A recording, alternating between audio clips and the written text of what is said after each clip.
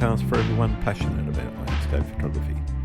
I'm Grant Swinburne and I'll be your host on this show, talking to landscape photographers about their motivations, what photography means to them, and to dig a little deeper into the way they think about their photography.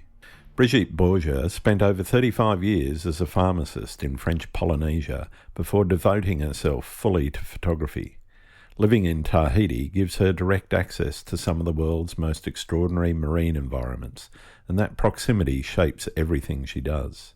Her Ephémères Impressions project, a minimalist series exploring the fragility of Pacific marine life, resulted in a sold-out book that won gold at both PX3 Paris and TIFA Tokyo.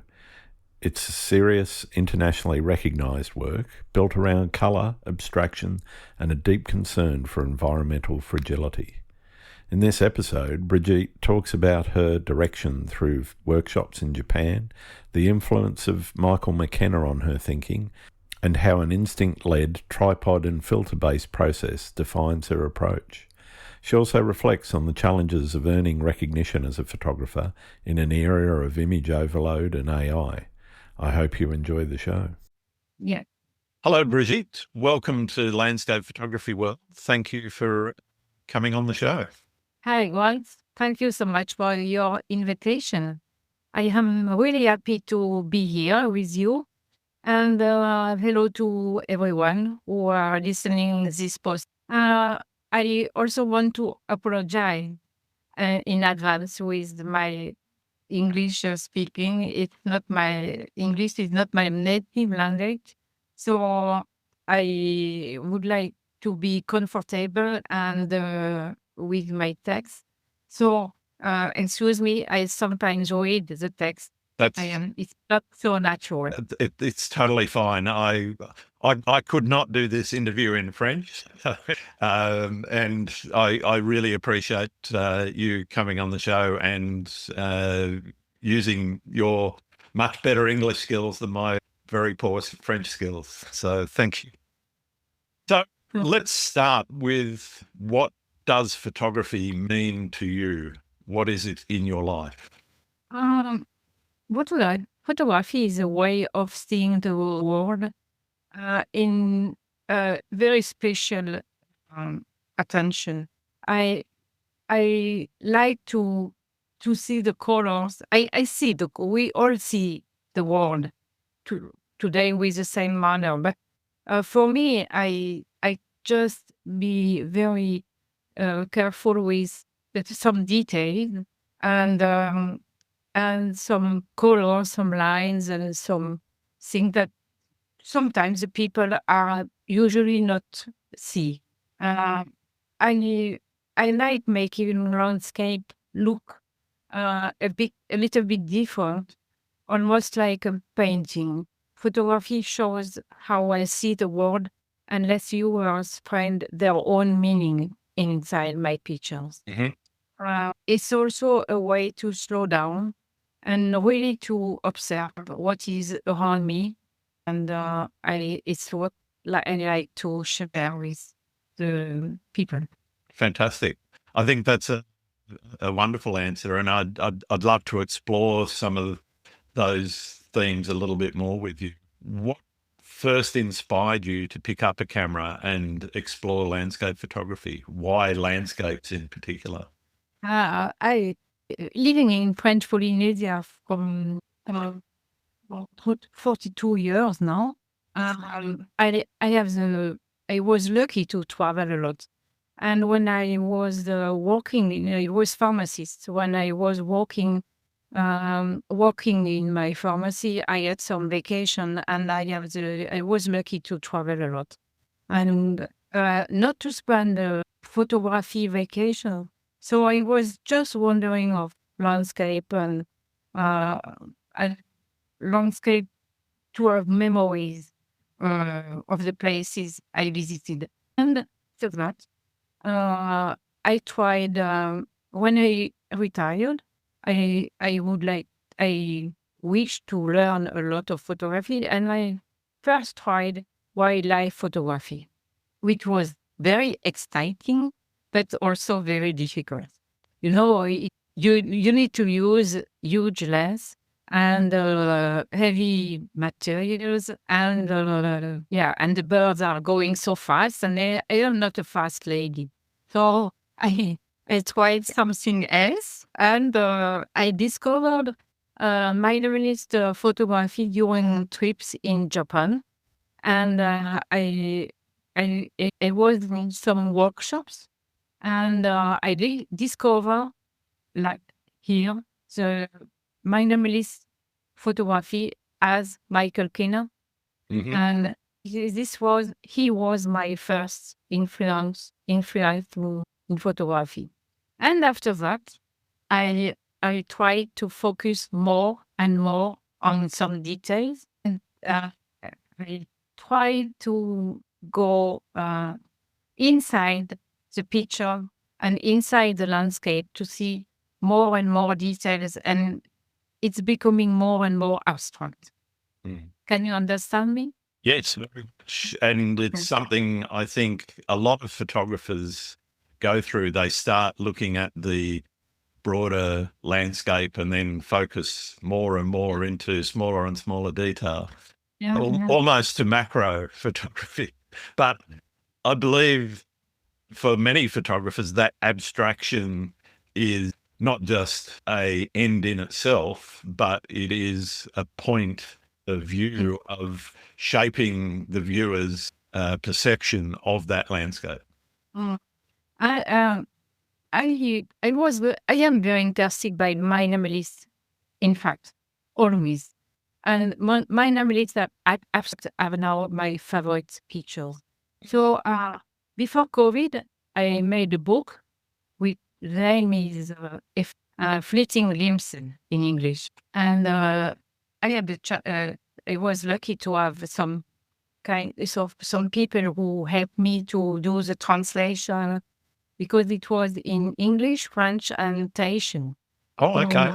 Yeah, it was very interesting to do that during the COVID, and it's my first real work in photography. I was very proud about this book.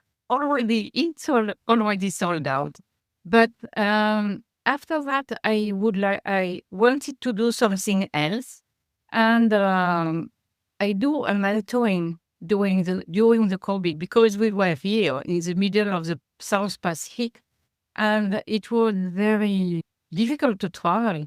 So I do a mentoring with a photographer, Jonathan Shea, and he helps me to find my voice, to find the color palette I like, to find everything in photography, and that helps me a lot to go on my way.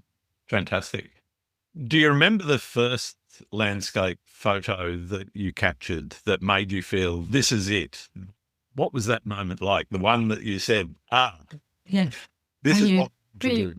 Yes, I really remember that, because it was also during the COVID, and we have in my city, which is a very small place, in Tahiti, and I had a friend who was ultralight aircraft, but it's a boat. It was a boat, inflatable boat with a motor and two wings. Wow. And we was allowed to fly around.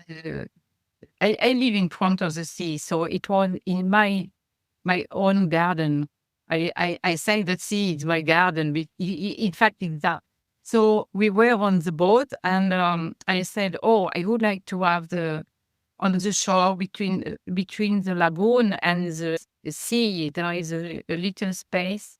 And I said, "I would like to shoot that." And I take one picture, and immediately I saw that in my mind that it will be a very good picture. And in fact, when I come back at home, I see the picture and I said, "Oh yes, that was it." And in fact, this picture won first prize in Paris, and it's a really nice picture, and I will send you it. So wonderful. Thanks. So yeah. Yeah. And this was an incredible experience to see sometimes, but not often. Oh wow, this is a very good picture. But it's not happened a lot. I think very good pictures come along very rarely, certainly for me. There are a few, but many that are just, they're okay.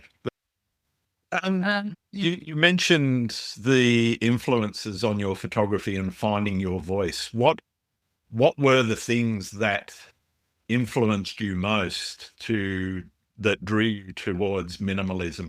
My workshops in Japan helped me a lot. And I explored their minimalist picture because it's very easy. There are some shrines on the water, and I made long exposure, and I learned that minimalist is between simplicity and balance, and with negative spaces. And in my life, I also be that. I like minimalist places. I like to be quiet in a spot. In front of me, I have nothing, just the sea. So I like that. And that influences me a lot. And Michael Kenna is a huge master of photography. I really like that. Really like him. Just he is in black and white photographer. And I can see the world only in color. More. Yes. I cannot see the world in black and white. Yeah. I really like the way that you use color in your minimalist work. A lot of photographers, they take minimalism, I think, maybe to the extreme where it is literally just shades of gray and very little in the image. I love that. I'm not saying there's anything wrong, but for me, I feel that the color that you bring into your work actually adds quite a bit to that minimalist feeling. Thank you. I have an anecdote about that. I was in a workshop in Carmel in USA, and I met there John Sexton, who was what's the name? He was working with Ansel Adams. Mm-hmm. You know him? I know of him, yes. The purpose was to show him some pictures, and I had some. I know he is working in black and white, so I put some black and white and some colors pictures, and I brought them, and he had a look, and he said, "Oh, Brigitte, you really need to think in colors." So that was funny. It was really funny, and in fact, it's my feeling. I like colors. Interesting. You talked about using color and looking at the landscapes in an abstract way. Do you have a process for setting creative challenges for yourself? Not really. I don't have some formal challenges. I go out with my camera, and sometimes I can see something which is interesting me. Sometimes not. And if not, I go home and I go back another day. So I don't challenge me too much. The only challenge for me is when I take a plane or an helicopter to do aerial photography. And there I need to be very accurate and quick. And yes, I need to respond to the trip I booked. So there is a challenge here where I need to be very accurate and to find immediately what I want. But in aerial photography, it's not so difficult. I think there is so much things to see from above that it's really you always can. You always can find what you want. From the seashore or from down, it's less easy, I think. Interesting. Yeah. I guess it sounds like you take a much more instinctual approach to your photography than planning. So do you set goals for yourself? And if so, do you think it's important to have goals in your photography? No, I think no. So I am an old. I come in photography very late, so I don't want to stress me with something. If it's working well, if it's going well and very smooth, it's okay. But sometimes it's not. I go and spend 2 hours or 3 hours and say, oh no, this is very not interesting and it's not what I like to do. And I go home and wait. And during the travel, it's different. There is, when you are at home, you see the landscape every day on the same place and the same. So it could be less interesting. But when you travel, you have to be quick and you need to go and see what is happening around you. And you need to be more strong in photography and to be quick. Okay. Do you agree? You mentioned the wildlife. One of the things, wildlife photography, being quick is very important there as well. Yeah. But also being patient. Yes, you need to be very patient. And I am a very patient girl, so I can wait. I was waiting a lot for colibri in flight.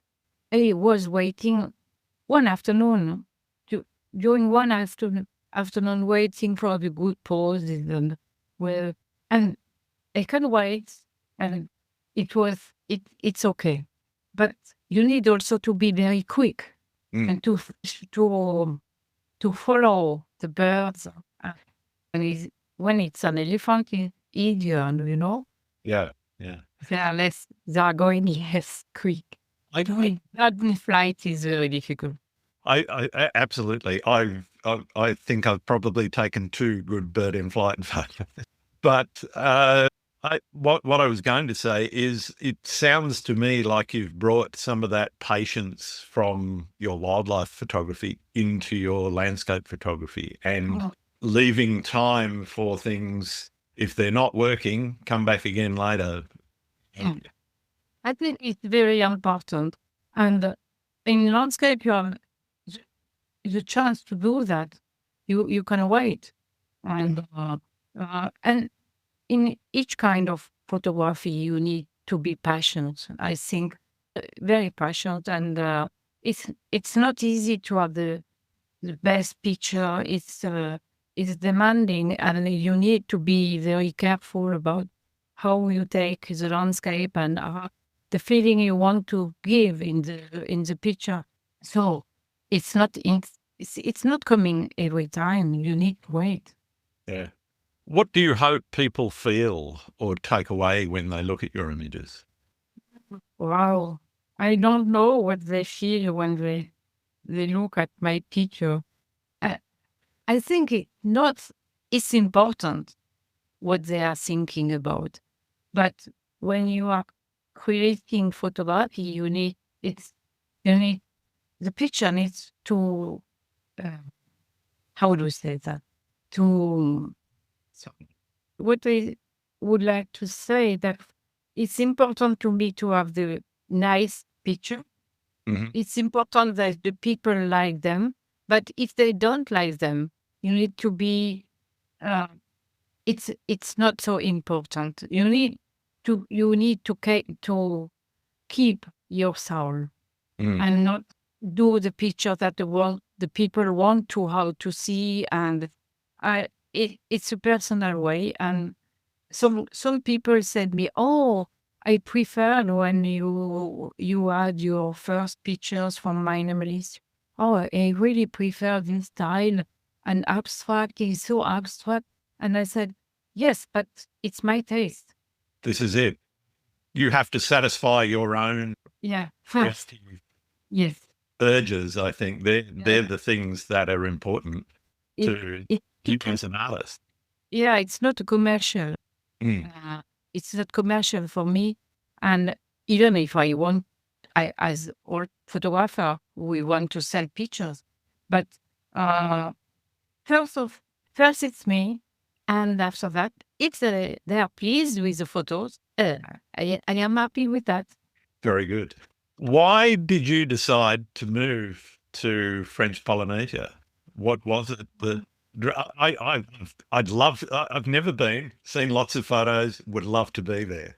Oh, it's so nice. It's a beautiful country. I came for 2 years, and 42 years after, I am still here. So I was lucky to buy a pharmacy. I was pharmacist, and when I retire, I take the time to learn photography. It took me 10 years to be accurate. Accurate, I don't know. We are never accurate with something, but it took me a lot of time to find my voice to learn Photoshop, because it's not so easy. But it's a no way. You need to use Photoshop or another kind of processing app. But it took me a lot of time, and it permits you to give in your photos the mood you want to show. Yeah, I feel that processing is one of the most important aspects of photography in the digital age. I mean, even in film, it was still what happened in the dark room really made the image, Yeah. as opposed to what was happening in the camera. The camera is a part of it, but then you have to take it out of the camera and do something with it. And that to me is one of the most important things. And I know people that do not like editing very much, and I don't understand that. I understand the technical side because the tools can be quite arcane, but I think many people miss out on the ability to bring their images to life because they don't spend the time in understanding that darkroom, lightroom, whatever Photoshop process. And it's really not easy to. There are sometimes that really not, Photoshop is really not easy. But when you can do a little bit some things to run the photos such more better, you cannot avoid that. Definitely. How can we use the process of experimentation and risk taking to push the boundaries of our creative abilities? And how can we learn from setbacks? Because as you said, it doesn't always work, and you only rarely take very good photos. How do you deal with the times when they're okay? They're not great, but they're okay. How do you deal with that yourself? Oh, when they are not great, it's not great. It's yes, it's trash. So yeah, sometimes you come back with a lot of pictures and you say, "Oh, that's really not good enough," and you need to be very, very strong. Strong is not a real word, but you need to be very, um, how will you say that? Um, you need to be very careful. Mm. And if it's not good, not good. And after that, you are perhaps certain one picture on two, and you are lucky with the one and or the two.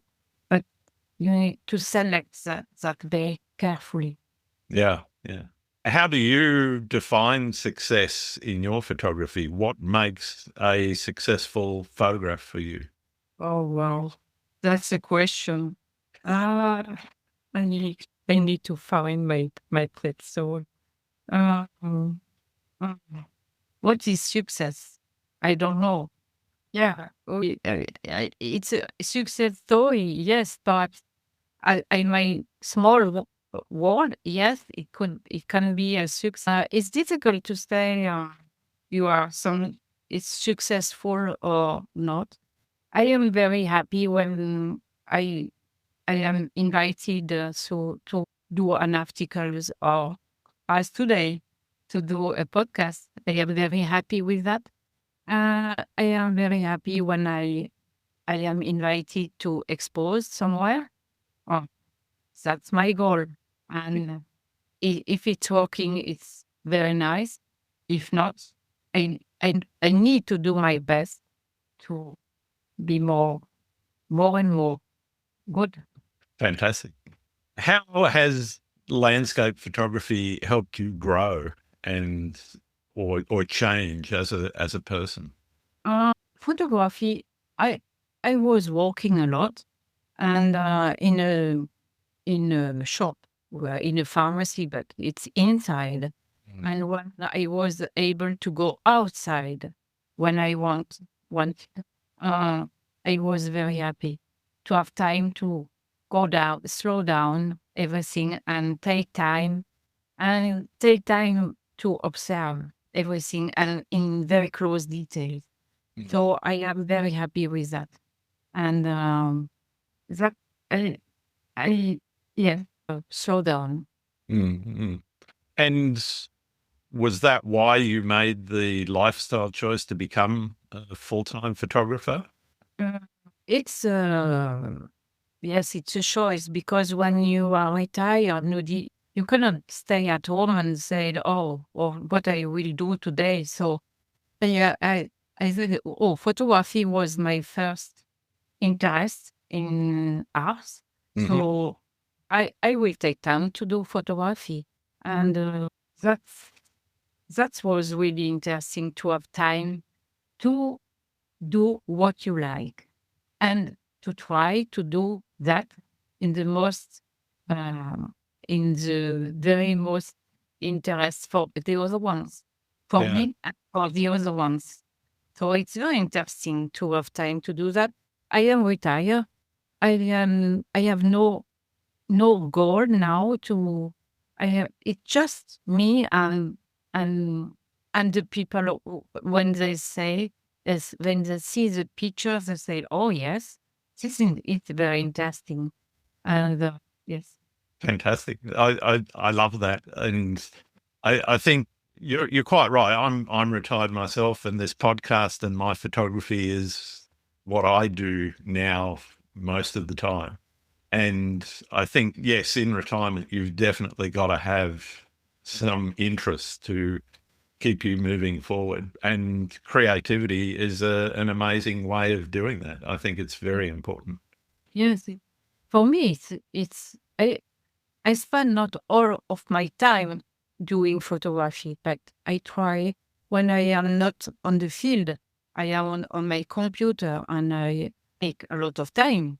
And in fact, it really takes a lot of time. So I said, "Oh, today I need to process my picture, or today I need to go on Instagram and send some pictures." And I have this year I have 8 exhibits. Wow. So yeah, I'm very happy. And the last one will be in Houston. Excellent. Yeah. That's fantastic. Yeah. Yeah, it's very fantastic. Yeah. Yes. So it's really interesting when you are retired to do something who you like, to do something you like, Mhm. and that helps to that helps a lot to be very happy. Yeah, yeah. I think landscape in particular, because you're outdoors, you're moving, when you're walking to places, but so it keeps you physically active, but it also keeps you mentally active. And I think that's one of the most important things, is that the creativity and thinking about what you're doing really, really helps. Oh, Do you have a favorite place that keeps calling you back to it? yeah, of course. It's my garden Your in garden. front of me. It's a really huge place, and you cannot be bored by that. And if you- in I live in a very small place, so the, in front of the sea there is nothing, just the sea.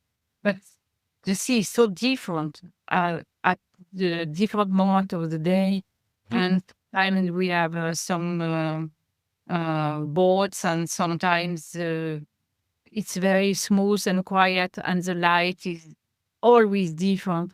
And my garden, in fact, my garden with the sea in front is my favorite place. And, what about the most notable experience you've had taking photos? What is your most memorable moment? Oh, my memorable moment. Well, yes, that was crazy. I, I, I, I don't tell you what's happened with ultralights. Yes, I was in the aircraft flying over the lagoon, and I said to the pilot, "Oh, I would like to have some different colors of the sea, just the sea, but nothing else, and very minimalist." And he said, "Oh, I know where we need to go." And we went in a place in front of two mountains, and between the two mountains, it was a really heavy wind. Mm. And the pilot had difficulty because he was piloting the ultralight by hand. And it was so difficult for him. I said, "Oh, no. I don't want to die today. And I don't want to die with the photography for photography. No. We can go and slow down." And in fact, nothing was happening this day. But in fact, his aircraft is going in the sea one day. So, yeah, it's appeared. So, yes, sometimes you need to take risks, but not all of it. No, definitely You not. need to be careful. Safety is. Yeah. What have you learnt about the world through your photography? Oh, that is very interesting. The world is so fragile, and when I made the pictures for my book, it was a book about the fragility of something, or some pearl farms on the lagoon, even of the lagoon. And they are so fragile because when there are some storms, and they can disappear very quick. And in fact, they disappeared very quickly. When I go on some aircrafts and or on helicopters, you are above everything you can see. In Australia, it's very interesting also, and in France, or in Greenland, I made pictures in Greenland from an helicopter, and you can see how fragile is the world. So I know it's very easy to say that I travel a lot. I go from one place to another place, and the people said, "Oh, what are you doing, you, for the environment?" But we are also a testimonial. It's a testimonial of what we see, Sure. and to show fragile is the things, and how we need to preserve them. Definitely. Do you have any sort of routine that you do when you take photos? In the field, are you, what is your process for working through finding a composition and then taking the photo? I always go out with a tripod and ND filters, which is when I am on the floor, which is, I think it's important when I go out. But I have no routine. I just wait and see. And when I have a good feeling about what to do, I do. I have no routine. No. It's happened or not. As I said previous, it's happened or not. And but I always try to find something. Yes, when I go in the camera and I see something, I try to do my best to render the minimalist or abstract things as I would like to show them. makes a lot of sense to me. Do you ever struggle to find inspiration with your photography, and how did you manage that? Oh yes, I struggle so many times. As I said, when I cannot do something well, I go home and go back another Right. day, Yeah. or I write another day, or yeah, it's I do when it's possible, and when not, I need to accept that. Sometimes in not, you go for something, you say, oh, today I will take pictures from the water, and when you are coming on the shore, it's nothing to see very interesting. So you know you need to wait another day, and we are happy to wait because we have the time to wait. We Yeah. are not. I am not in a hurry. I have all my time to do that. I need to have time to do. I like that approach. And I think, do you feel that is because where you live, you know that you can just go out into your garden and come back again anytime you want? It must be harder, though, when you're traveling, as you said, or if you're in a aircraft, because you know you're not going to see that again. You're going to have to, Yeah. come back later at another time, and the cost, etc., goes on top of that. I was near Dubai in December, and I was in the desert. Yeah, and I had just one night there. It was very quick, and the landscape was so beautiful. And I just had pause Wow. 4 hours, and I said, no, 3 hours in the evening and 2 hours in the morning. I said, oh, I really need to be quick, and I really enjoyed what I made there, because in that time you need to be very creative, be very quick, and you need to push your boundary out. And so I can do that with landscape because you have some times to see where you have the time to see, even if it's not very long. Mm. You have time to show the small things you can see, and it's not a sunset landscape. No. It's just some details, and so for the details, it's easy to do. Interesting. Yeah. What do you see as photography's place in society? That's also a good question. I am disturbed with AI. AI, you said? Yeah. I am disturbed with that because now you see some pictures on Instagram or everywhere else, and you said, oh, is that real? Mm. Is that a real picture or not? Yes, it's a big problem now with that. Even if I can do very well nice images, it could be very nice. For some people, people said, oh yes, that's so beautiful. But for me, it's not a picture. It's just a prompt. You said, oh, they would like to have a sunset with mountains and nice colors and nice light. No, this is not photography. It's not the experience. No, it's not the real. It's not real. It's not the real life. It's not. Yeah. So this is difficult. Mm. And in a world of so much images, we are such covered by images or from all kind of images. It's difficult to find to be recognized, and it's difficult to go out of the to be to go out of the crowd and be over the other ones. So to be recognized, recognizing the style you have is difficult now. Mm.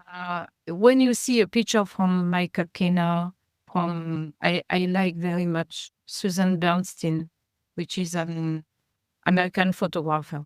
Mm-hmm. And when you see her picture, you say, oh, that's Susan, And we see some pictures from Michael Kenna. Oh, I recognize Michael Kenna. But you, you, you need to have this kind of style, and this is not easy to do. This is a problem for me. Yeah. What about the future of photography? Where do you see photography going in the future? There is always a place for photography.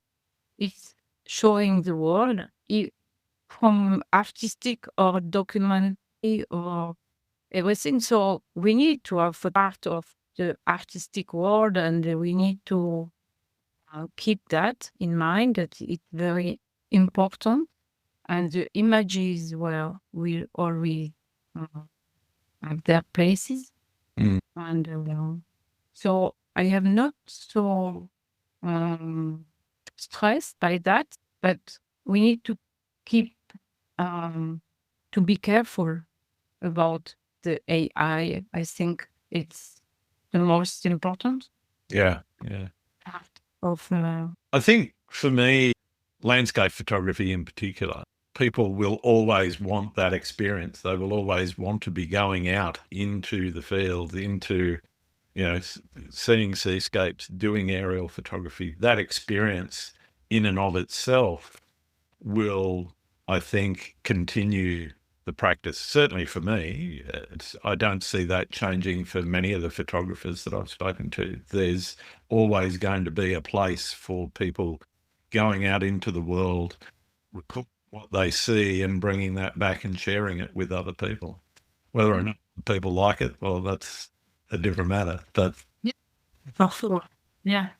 But it's important to show how the world is, and even documentary or just landscape. It's important to show how the world is going. definitely. What's your favorite thing about being a photographer? Forward think about being a photographer. What's that mean? What's the meaning of that? What's the best thing about being a photographer? And it's difficult. Just slow down, see the world, see the details, be careful about what you are seeing about you, around you, and yeah, I think that's it. What about the worst thing? What's the worst thing about being a photographer? No worst thing. You need to take the less when the photograph you do are not so good. You need to take the lesson and to be better, and you need to walk. It's like another. Uh, it's like in all kind of arts, you need to walk. You have to practice. Yeah, you have to work every day and to see and to learn and to look at what the people are doing or the other photographers are doing. So you need to work, even if it's not it's at home. You need to work. So there is nothing worse. Just when it's not good, you need to be more. You need to be better.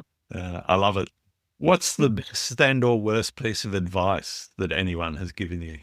It's the best and the worst piece of advice. The worst was when that's difficult. Good advice is slow down and look carefully. And you you you need to take time and to go inside the picture, and you need to give your mood inside and your feeling inside. This is a good advice. And the worst, when some people said it's not good, I accept. Fantastic. We need to accept that. Absolutely. I totally agree. I think acceptance. It's not something worse. It's something real. That's exactly right. It becomes a fact. Fantastic. Thank you. What advice would you give to somebody who is interested in becoming a full-time landscape photographer? full time. If you need money, you cannot be photographer. It's so difficult to live from photography now. I know a lot of photographers and professional photographers, and I don't know if they live very well.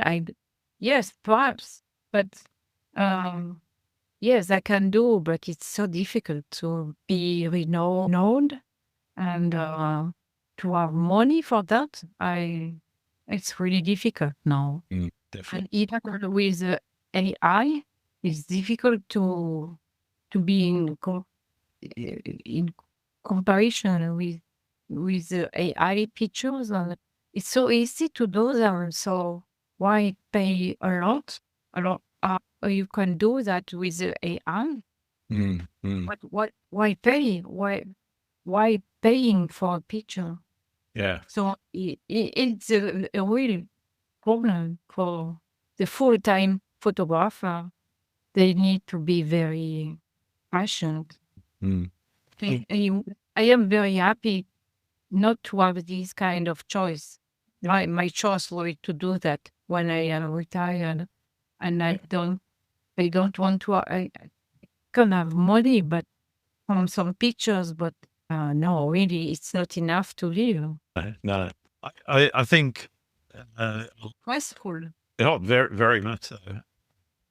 I think society has probably devalued photography. There's a lot of photographers that have their work stolen simply because a company wants to use it for nothing. And so the value in photography is, I think, largely not completely disappeared, but it is very difficult, as you say, to make a living in photography. Yeah. Really, it's difficult to live with that. But for a hobby, it's perfect. Well, thank you very much for spending some time with me today, Brigitte. It has been wonderful getting to know you better. And thank you for working in English. It's I really do appreciate it. It has been very good. And your English, as I say, is much, much better than my French. Yeah, I know perhaps it's better than your French, but it could be better. It's like photography. It always could be better. And I do my best. And if sometimes you cannot understand me, but I give my best to do that. Right. And thank you for inviting me.